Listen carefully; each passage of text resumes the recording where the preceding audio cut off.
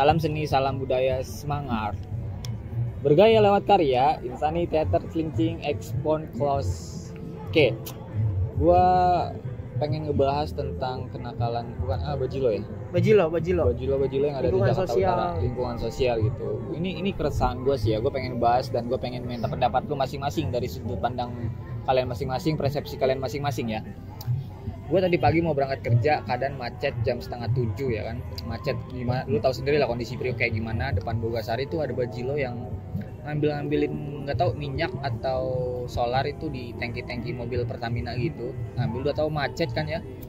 Macet terus diklason-klasonin sama pengendara motor lain. Nah, pengendara motor lain ada yang di sebelah, ada yang lewatin si Bajilo itu, lewatin trotoar gitu kan. Nah, gua nabrak si Bajilo itu kan, gua tabrakin sengaja tuh karena gua kesel, karena gua resah tuh dari kemarin. Sering banget gua ngeliat orang-orang yang kayak gitu tuh. Nah, gua tuh punya pemikiran yang kayak pengen deh. Gue tuh kalau misalkan gue bawa barang yang apapun itu, entah sapu, entah pentungan dan segala, pengen gue tusuk atau pengen gue kemplang gitu, ya. pengen gue pukul gitu lah. Ya kalau misalkan kejam gitu, gue pengen kayak ya jangan sampai lah, pengen gue tusuk gitu karena meresahkan menurut gue gitu. Kalau menurut lu masing-masing nih, menurut lu masing-masing gimana pendapat lu orang? Ya, kalau dari gua ya, sudut pandang gua sendiri tentang Bajilo itu sendiri, karena gua sendiri di tahun 2020 gua itu sempat ada tugas dari kampus bikin karya ya, cipta akhir ya, penciptaan terakhir. Nah, itu gua karyanya kebetulan banget ngeriset ya, observasi tentang dunia anak Bajilo. Nah, terus juga gua punya pengalaman cukup lama ya, 3 bulan menurut gua. Itu di SMP gue sempat gabung komunitas Bajilo. Nah, kenapa gue bilang sebut komunitas? Sebenarnya bukan komunitas sih, tapi orang-orangnya itu teman-teman gue juga. Bajilo juga. Nah, cuma kita sebutnya jadi kayak semacam komunitas gitu. Nah, berdasarkan observasi ya, ini berdasarkan ya observasi gue, Bajilo itu ternyata basically-nya dia melakukan itu dengan terpaksa. Terpaksa dalam apa? Dalam kondisi, keadaan, situasi dalam keluarganya itu rata-rata, tapi nggak semua sih, cuma rata-rata mereka itu backgroundnya bermasalah, broken home. Sehingga efek sampingnya itu adalah ada yang diusir, ada yang ditelantari, ada yang memang disuruh kerja terpaksa, nggak bisa sekolah. Nah, gini aja logikanya ya, kalau orang SMA aja lulus SMA atau S1 belum tentu kerja, apalagi mereka yang nggak sekolah. Nah, jadi latar belakang salah satu penyebab mereka melakukan hal itu ya itu karena ekonomi atau broken home. Nah, terus kalau kita misalkan ketemu anak Bajilo begitu, memang secara manusiawi, secara kita ya, hati ya, itu kalau ngeliat gitu memang bawanya kesel, ngerugiin orang lain. Betul. Kayak gitu. Betul. Dan itu kita bawanya emang kalau kita nggak tahu mereka aslinya kenapa begitu, ya bawahnya kita pengen mukul gitu. Tapi kalau kita tahu alasannya ya, kalau mereka itu terpaksa, pasti kita bakalan mikir gitu. Gini, pasti namanya terus. Namanya hidup ya, mana mau sih melakukan perjalanan hidup yang sakit atau perjalanan hidup yang memang bisa dibilang harus bayar apa, itu kan nyawa ya. Kalau mereka jatuh kan mati langsung dilindas. Mana ada sih orang kayak gitu pada umumnya. Kalau dikasih pilihan pasti pada pilih yang enak. Kan pada nggak punya orang tua, Nah, makanya oleh karena jadi itu dia nggak bisa mikir. Betul. Nah, jadi kalau kita ngertiin mereka, namanya kan manusia itu harus saling menolong ya. Makanya dengan kita punya hati, ketika ada ketemu anak kayak gitu, ya udahlah kita ngalah aja. Kecuali dia menguasai jalanan sehingga jalanan itu benar-benar nggak bisa lewat, itu baru kita lawan. Kayak gitu. Tapi kalau misalkan ada space yang bisa, kayak orang kan kata Komar pada lewat trotoar tuh misalkan, ya mungkin orang itu punya hati begitu. Jadi mereka nggak pakai kekerasan. Cuma balik lagi sih ke respon orang masing-masing. Kalau pengen secara kasar ya boleh aja. Tapi kayak gitu kasihan. Iya, memang sih ada kasihannya, ada keselnya ya. Maksudnya pasti kita bakal ada, mungkin kita juga bakal mikir kayak ini orang nyari duit sampai segininya. Betul. Ya kalau misalkan dia nyari duit kayak gini terus cuman buat makan dan segala macem sih ya menurut gua ya emang agak salah, tapi ya nggak apa-apa buat nama bertahan hidup kan. Tapi yang sangat disesali itu kan kebanyakan ya yang ya di lingkungan gue juga ada yang seperti itu orang-orangnya. Iya. Tapi kebanyakan beberapa ya gue hitungnya pakai presentasi 70% lah ya. Atau 60% lah. Itu dia begitu untuk membeli apa? Ujung-ujungnya narkoba.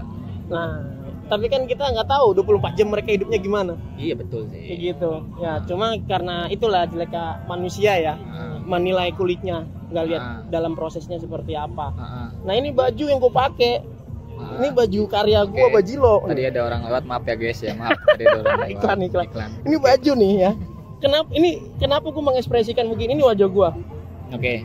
Karena gue mengekspresikan mereka yang dimana mereka itu sebenarnya nggak mau menjalani hidup kayak gitu.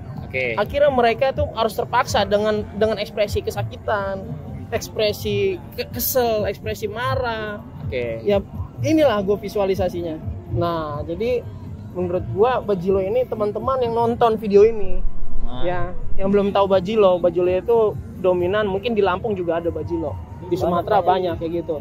Nah tapi kalau di Jakarta Utara sendiri Bajilo itu rata-rata ya berdasarkan pengalaman gue ya, itu mereka terpaksa dengan kondisi kayak gitu. Maka harus kasih solusi, khususnya pemerintahan. Oke, betul ya. Ya pemerintah sosial gitu. Nih harusnya kasih solusi. Ya untuk dinas sosial yang terkait ya, apalagi dinas sosial Jakarta Utara. Tolong. Nah ini jadi teman-teman, bapak-bapak pejabat kalau lihat video ini bisalah coba mengedukasi anak-anak jalanan khususnya di Jakarta Utara, Tanjung Priok. Betul. Oke. Gitu karena Jakarta Utara ini jangan sekali diperhatikan. Jangan diperhatikan. Perhatian. Iya. Nah, gitu kalau dari gua. Coba menurut lu ini kasih perlu ngasih bimbingan kayak gitu? Ya perlu banget. Perlu banget bimbingan mah. Seperti apa contohnya? Kayak gimana? Ya, contoh gini ya. Pemerintah kan ada namanya bikin Air Petra. Program Air Petra itu kan buat apa gua tanya? Anak-anak. Buat anak-anak biar ada fasilitas, biar ada misalkan di Air Petra itu kan sekarang udah ada program-program kegiatan positif. Terus kalau Bajilo itu kalau Bajilo itu tuh harus dirangkum lagi tuh caranya. Kalau menurut gua sih kayak yatim piatu gitu. Enggak sih, nggak bisa bilang yatim piatu. Ya itu tadi latar belakangnya ini apa bisa dibilang abstrak. Beda-beda. Iya, beda-beda. Benar. Jadi kalau kata gue nih, kalau gue jadi menteri nih asik.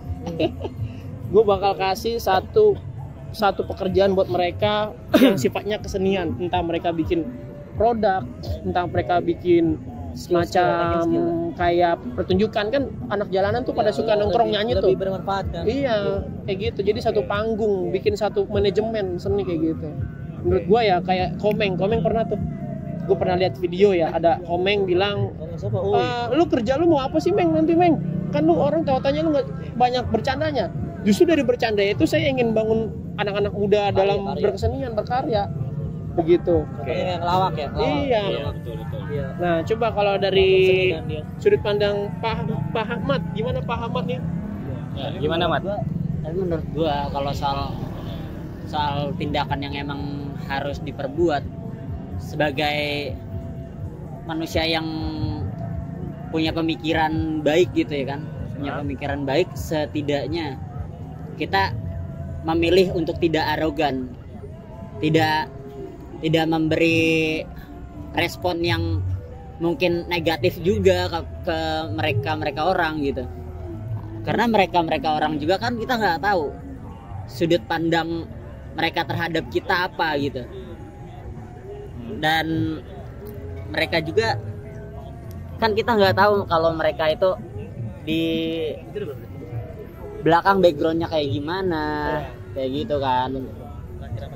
Kalau soal kayak gituan, nah adanya orang-orang begitu yang mungkin udah ada beberapa yang mungkin sudah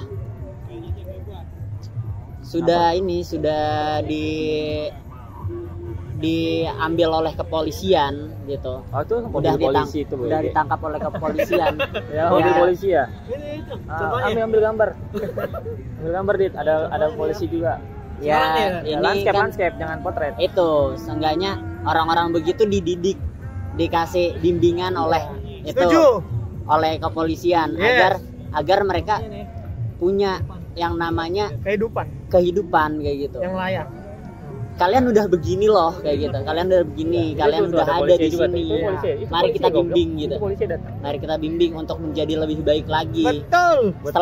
Setelah mereka keluar dari situ seenggaknya mereka menjadi orang yang lebih baik daripada itu. Yes. Dan mereka bisa membimbing orang-orang yang berkegiatan sama sebelumnya seperti mereka kan gitu. Betul. Dan dari itu pun menciptakan lapangan pekerjaan pun ya nggak apa-apa kayak gitu. Oke. Betul. Terus gue setuju banget sih apa yang dibilang sama ya, iya bener ya. Iya Pak. Maksudnya cuma duduk-duduk doang. Ini lagi ngobrol-ngobrol. Ngobrol santai Pak. Podcast. Cari yang nuansa yang lain dong. Ini laut. Siap. Ini lagi record nih guys. Ada iklan Pas sih. banget tadi pas ketemu. Rekam aja polisinya kan. Rekam aja. Oke. Ada momen-momen gini lagi record. Ada lagi nggak? Tapi menurut gua ya ini sih program pemerintah ada di salah satu tempat di Jakarta yang mungkin mayoritasnya mereka pengamen jalanan. Pengamen jalanan yang ada di salah satu tempat wisata di Jakarta itu Kota Tua. Kota Tua banyak banget tuh setiap kita dulu tuh setiap kita misalnya ke situ biasanya pengamen ada aja yang itu ada aja yang kayak apa minta-minta, terus kalau misalnya emang nggak dikasih ya dia berbuat yang arogan gitu. Akhirnya program pemerintah pun dijalankan dengan adanya para pengamen itu dibuat untuk itu berkumpul di satu ruang lingkup di mana tempat wisata ini menghadirkan mereka gitu sebagai penampilnya gitu. Nah, sekarang mungkin di Kota Tua udah steril lah gitu. Udah steril karena adanya itu gitu. Kenapa program pemerintah nggak bisa untuk merangkum mereka juga gitu ya kan gitu. Merangkul bukan merangkum. ya merangkul mereka juga gitu. Oke. Nah, Terus gua seperti obrolan ini ya teman-teman, ini kita merangkum dengan beberapa teman-teman kita di sini untuk bertukar sudut berpikir apa namanya? Bajilo. Ya, sudut pandang teman-teman kita yang ada di sini tentang sudut pandang tentang Bajilo gimana. Jadi ya intinya ya gitu ya. Kalau lu merasa kasihan ya udah biarin aja lu lewatin trotoar kayak tadi gitu kan, atau kalau lu kesel ya tabrak aja atau lu lawan gitu. Tapi balik lagi sih memang ini tugas kita tugas kita semua gitu. Bukan cuma pemerintah doang. Betul. Tapi tugas kita juga ya sesama harus saling peduli gitu kan. Ya. Jadi Lu bisa nabrak Mar tadi? Hah? Pagi. Iya betul, habis nabrak. Makanya gua buat status WhatsApp kan. Dia bisa nabrak anak Bajilo.